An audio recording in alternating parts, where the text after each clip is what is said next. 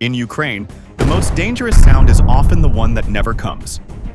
A small drone can hang over a tree line, silent to the men below, yet loud enough to summon artillery, FPV strikes, and sudden losses in minutes. That is the shift that is quietly rewriting this war. UAVs are no longer a side tool. They have become the system that decides who gets to move, who gets to resupply, and who gets caught in the open before a fight even starts. Far from the front, Ukraine still has to stop long-range missiles and one-way attack drones with expensive air defense. But closer to the trenches, the real threat is cheaper and faster, because Russian reconnaissance drones and low-cost FPVs are turning roads, radios, and short pauses into targets. So the core question is brutal and simple. Can Ukraine build a frontline shield that is cheap enough to spread, quick enough to react, and smart enough to take the enemy's eyes away before the next strike lands? Stay with Military Force, hit like, and subscribe for clear, grounded battlefield analysis you can trust.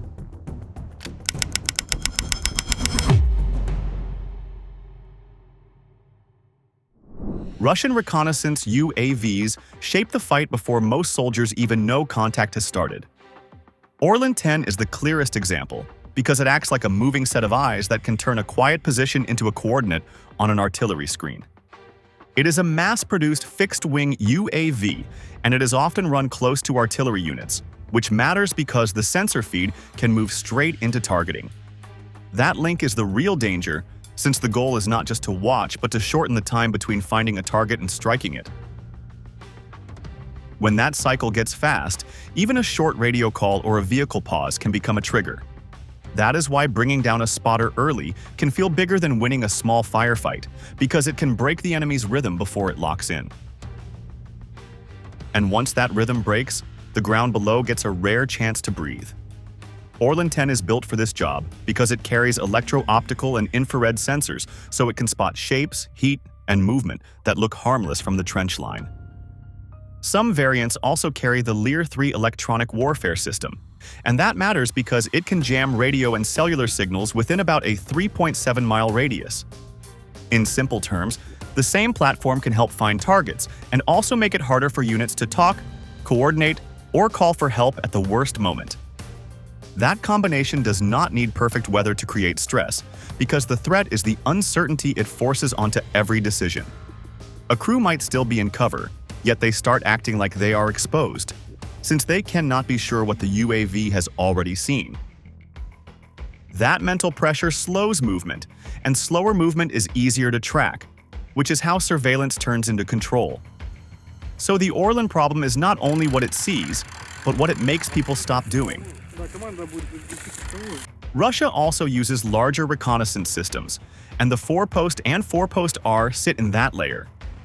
They are described as medium-altitude, long-endurance platforms based on the Israeli Searcher Mark II, and they expand the reach of observation beyond the immediate front line.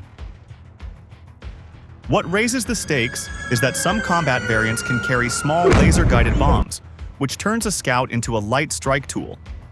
That shift matters because it closes the gap between spotting and hitting, especially when a target is time-sensitive and cannot wait for a separate strike chain. A single system that can watch, confirm, and then attack can punish brief openings that used to be survivable. And when those openings disappear, the battlefield starts to feel like it has no safe margins. Below that high layer, Russia fields shorter-range and close coverage UAVs that keep the near rear under constant watch. Systems mentioned in this set include Zastava, which is based on the IAI Birdeye 400, the tachyon flying wing type linked to covert use, and the Zala 421-16E5HD, a commercial-grade fixed-wing platform often used for spotting. These names matter less than their effect, because they crowd the air with persistent observation and reduce the time a unit has to set up, relocate, or resupply. They are used to hunt for tanks, artillery, communications gear, and electronic warfare equipment, but they also look for the people and places that launch and guide Ukraine's own UAVs. That last piece is decisive because losing operators can collapse a local drone screen, and without that screen, movement becomes guesswork. So in practical terms, losing the eyes can mean losing the right to move at all, which is why this contest starts in the sky long before it ends on the ground. Shotguns and handheld jammers were the first real shield against frontline drones, but their range limits and steady cost make them hard to sustain across a front that stretches for hundreds of miles. Ukrainian infantry units are often described as carrying pump-action shotguns and portable electronic warfare kits, because those tools can react fast when a quadcopter suddenly appears at low altitude. A jammer can break the control link, and that can make a drone drift off course, drop, or even turn back toward its launch point, which sounds simple until the map gets large. A shotgun can also work when a drone commits to an attack run, but that moment is close, loud, and stressful, and it depends on calm hands under pressure. So these tools do not fail because they are useless, but because they struggle to scale while the air threat keeps spreading outward. That scaling problem becomes clearer once the size of the line is put on the table. By September 2025, Ukraine's top commander, General Oleksandr Syrsky, said the line of contact had reached around 800 miles, which was described as about 125 miles longer than the year before. And that expansion forces a new kind of math. A longer line is not just more ground, because it also means more gaps, more road segments, and more small units needing coverage at the same time. The same source also described Ukraine managing roughly 160 to 190 combat engagements per day, which suggests a battlefield that rarely rests long enough for defenses to stay in one neat pattern. In that environment, a handheld kit can protect a trench section for a short window, yet the next contact might be 10 miles away, and the day keeps moving. This is where a system can look strong on paper but feel thin on the ground. And that thinness is exactly what Russian drones try to exploit. Even when a jammer has good performance, coverage at the front is usually local, not blanket. The Bukovel AD is described as able to jam drone signals out to about 12.5 miles in the right conditions. But frontline reality often leans on trench-mounted or portable systems that reach only 1 to 3 miles. That difference matters, because a 1 to 3 mile bubble can protect a slice of terrain, yet it cannot protect the entire route network behind it unless many more bubbles overlap. Analysts cited in the source used a rough assumption of 1.25 miles of effective coverage per system, and that leads to an estimate of around 600 network systems to cover the full line. That number is not a slogan, because it represents trucks, batteries, spares, trained operators, and command links, all of which have to keep working during constant pressure. So the problem is not only range, but the requirement to repeat that range again and again along the entire front. Cost then becomes a second battlefield, because cheap tools can still become expensive when they must be multiplied at scale. The source places portable EW prices in a wide band, from about $500 to $10,000, with many systems sitting around $1,000 to $3,000, and those figures rise further once maintenance and replacement are added. A unit may lose equipment to mud, shock, fragments, or simple wear, and that creates a steady demand that does not show up in a single purchase order. Shotguns look cheaper and easier to source, and the source notes that new pump-action models often cost roughly $200 to $350, yet the scale requirement changes the story again. To equip large numbers of frontline troops, the count quickly becomes tens of thousands, and even small costs turn into major totals when multiplied across brigades. More importantly, a shotgun is a last resort tool against a drone that is already close, which means it is not a strategy for denying airspace, but a strategy for surviving a final moment. That reality is why Ukraine kept looking for solutions that could do more than endure.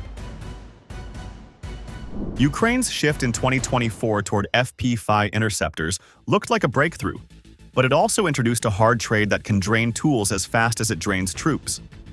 The source describes Ukraine producing FPV drones at huge scale, with estimates in the millions per year, and with many units costing only a few $100s. That matters because it gives commanders something they can launch quickly, move to a hotspot, and use the moment a Russian drone appears.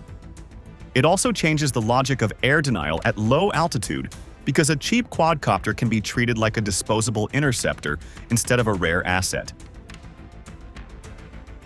Yet this advantage comes with a hidden bill, because an interceptor that must die to score a kill is still a loss that must be replaced again and again. So the question becomes less about whether FPV interception works, and more about how long a unit can keep paying the replacement cost under constant pressure. That is the doorway into the drone-for-drone problem. Early on, Ukrainian FPV interceptors often went for the most direct method, which was simple ramming. A small quadcopter would sprint into a Russian reconnaissance drone, and the goal was to break propellers, damage the frame, or knock the target into an unrecoverable fall. Over time, explosives were added, and that shifted the action from push it down to erase it, because a blast can end the target even if contact is not perfectly centered. This approach has a clear strength, because it can be launched from close to the threat, and it can hunt the enemy's eyes at the exact point where artillery correction and strike planning begins. It also reduces the need to wait for a separate chain of effects, since the interceptor itself becomes the strike. But the method is still a one-way door, because the interceptor is usually gone at the same time the target is gone. That is why the tactical win often carries a logistical shadow behind it. The downside is not only the price of one FPV, because the real strain shows up when interception becomes routine instead of rare. If a sector faces repeated reconnaissance flights, then each successful intercept still consumes a platform, batteries, trained pilots, and launch time, and that cycle repeats without mercy. When the air is busy, successful defense can start to look like a steady burn of equipment, even if every engagement ends with a Russian drone falling. This is where numbers become decisive, because a force can be winning the local sky and still lose momentum if the supply of interceptors and parts cannot keep pace with the demand. It is also where Russian adaptation can raise the cost, because changes in altitude, route, or timing can force more sorties per kill, even if the final result stays the same. So the exchange rate matters, and the exchange rate is measured in weekly consumption, not single highlights. That pressure pushed Ukraine to look for a way to intercept without self-destruction, and the source describes one path that seemed promising, but ran into physical limits. Mounting a shotgun on a drone can, in theory, let the interceptor fire and then return for reuse, which would turn defense into a reusable cycle instead of a disposable swap. In practice, two problems appear fast, and both are simple and brutal. First, a shotgun-equipped drone can usually fire only one or two shells before it needs a reload, which means the window for repeated attempts is narrow. Second, recoil can destabilize the platform, and if the balance is off, the shot can flip the drone and end the mission in a crash. That is why the story does not end with interception, because the real contest is about building a method that can keep working day after day without bleeding itself dry. Aerotrol matters because it targets two problems at once, which are reuse and capture, and that is rare in a frontline drone war built on constant burn. The source frames it as an answer to the drone-for-drone trap, where an interceptor wins the moment but dies with the target, so defense keeps paying the same bill after every success. A tool that can stop an enemy UAV and still return changes that math, because interception becomes a repeatable routine instead of a one-way trade. That is why Aerotrol should be read as a system for everyday survival, not as a one-time stunt, and that context sets up the real story. And the real story starts with the person who built it. The central figure is Andriy Pavlovsky, a Ukrainian engineer who had worked on practical machines like logistics robots and bomb disposal systems earlier in the war. When low-altitude airspace became the main pressure point, he shifted toward anti-UAV tools, because the front stopped being defined only by trenches and minefields and started being defined by what was seen from above. His work also included recoil-focused ideas for drone-mounted shotguns, which shows the direction of the problem, since recoil can flip a quadcopter and end the mission. But the source suggests the simpler concept spread faster, because it relied less on special parts and more on basic mechanics. That shift leads straight into the design choice behind Aerotrol. Aerotrol is described as purely mechanical, with no dedicated electronics on board, and it is mounted on a carrier quadcopter with a 10 to 15-inch frame. That matters because it points to common hardware, not rare custom airframes. The source says it can be attached in about 1 minute using ties or clips, which fits the reality of units that rotate crews and operate under time pressure. The capture method is also different from many net-based systems because it does not rely on a wide mesh that tries to catch the whole drone. Instead, it uses thin, high-strength vertical slings designed to snare propellers and lock the rotating parts, so the target loses lift fast. The device is said to weigh just over 10.5 ounces, which helps the carrier keep control and endurance, and that lightness shapes how it is used in the field. The field use is described as direct and repeatable. An enemy drone is detected either visually or by radar, and a launch order is given. Then the carrier moves to intercept. The system is most effective when the carrier has a thermal camera because it helps the operator track a small quadcopter against cluttered terrain and uneven light. The operator can make several approaches, which matters because real interceptions are rarely clean on the first pass, especially in wind. At the moment of capture, the source claims the enemy pilot often does not understand what is happening because the slings are hard to see at distance. This is where interception stops being only about denial and starts being about control. After the propellers are snared, the user has two options. The trawl can be detached so the target drops immediately, or the carrier can tow the captured UAV back toward friendly lines and recover it when the battery runs down. That second option matters because an intact drone can be examined, which can reveal frequency use, wiring choices, and how the enemy is adapting, and that is intelligence that travels beyond one trench. The source says Aerotrol is listed on the Brave One market for about $18.50, and that several hundred have been supplied to Frontline units for tactics development and training. It is also described as being used against ambush UAVs, including fiber optic guided FPV drones left along roads and triggered when vehicles appear, which ties the system to logistic survival. And when a cheap device starts shaping road safety and intel collection at once, the larger economic pressure becomes impossible to ignore. Cheap, light tools like Aerotrol show the bet Ukraine is making. When the opponent has more systems and more airframes, the answer is creativity, scale, and speed. That matters because counter-drone defense is often treated like a premium solution, while the front needs something closer to a consumable, something that can be built, issued, and replaced without slowing the unit down. So the message is strategic as much as tactical. In a sky crowded with UAVs, the winning side is the side that can keep pushing back day after day, not the side that owns the most impressive device on paper. When the comparison is made across the wider market, the contrast is clear even without a price tag list. Aerotrol is framed as a low-cost, low-complexity option that trades elegance for volume, while many interceptor and net-based systems are positioned as higher-end tools that rely on specialized launchers, proprietary consumables, or deeper integration. Then there are the heavier solutions that are built around extra layers like radar queuing, command and control links, and RF features.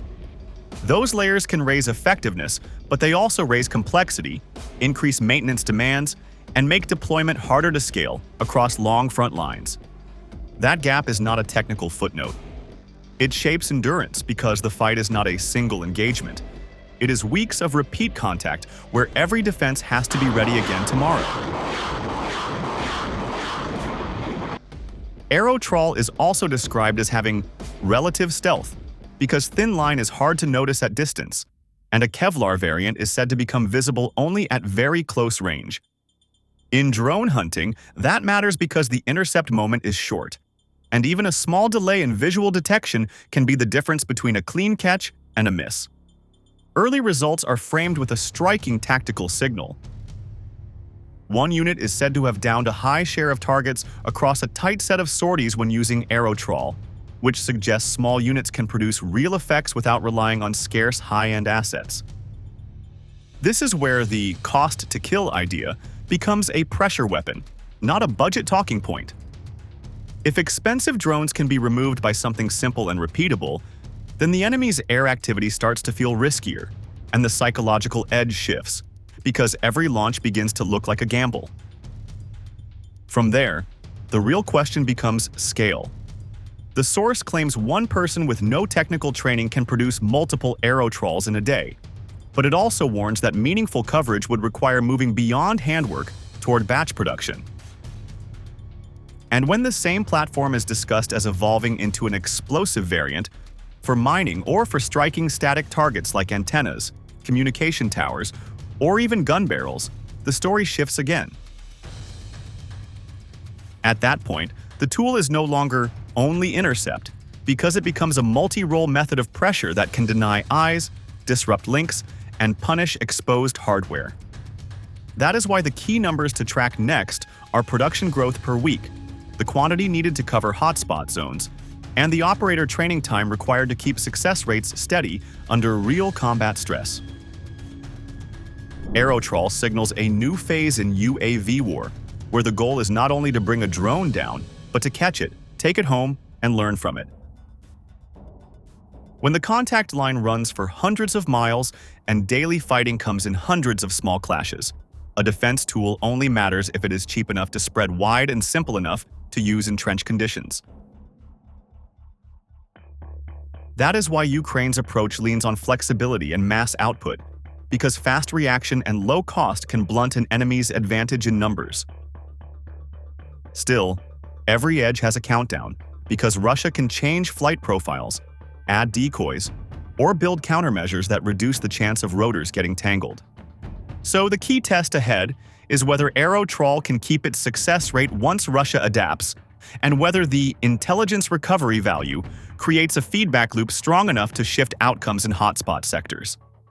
The open question is bigger than one device. If low-altitude skies get filled with tools under $20, then what will tech superiority even mean in modern war? Subscribe to Military Force for clear, grounded battlefield analysis you can trust, which was worth $13.65 million.